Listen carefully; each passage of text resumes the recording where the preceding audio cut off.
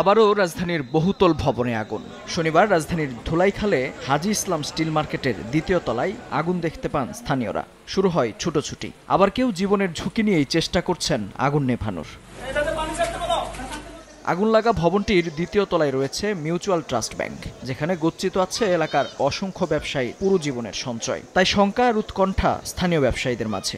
ট্রান্সমিটারটা vast হইল, vast হওয়ার পরে বড় ধরনের একটা আগুনের লোক্কা, তো দুইটা ফিউজ দেখলাম যে অটোমেটিকভাবে ফিউজের মতন আর কি যে পড়ে গেল। যেহেতু আমাদের এলাকায় ব্যাংক, আমাদের ব্যবসায়িক মহলের দেয়, এটা একটা ক্ষতিগ্রস্ত হলে আমরা ক্ষতিগ্রস্ত হব। প্রত্যক্ষদর্শীরা জানান, ভবন ঘেঁষা বিদ্যুতের ট্রান্সমিটার থেকেই আগুনের সূত্রপাত। মুহূর্তেই তা ছড়িয়ে যায় ব্যাংকের ভেতর। ভবনটির উপরের 4 তলায় আবাসিক ভবন থাকায় আতঙ্ক আর উৎকণ্ঠা দেখা যায় বাসিন্দাদের মাঝেও।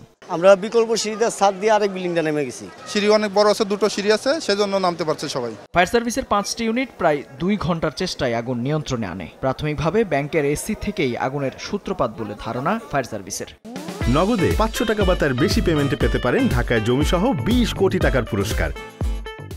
আমরা ভিতরে যে সিমটম পাইছি সেটা এসি শর্ট সার্কিট থেকে হয়তো।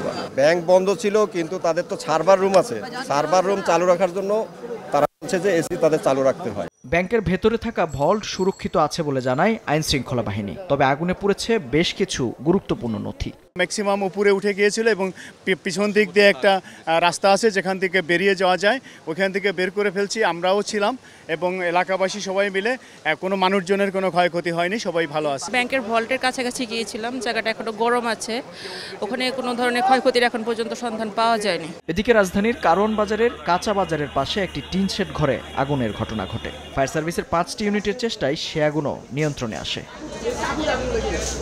মেহেদী হাসান, সময় সংবাদ, ঢাকা।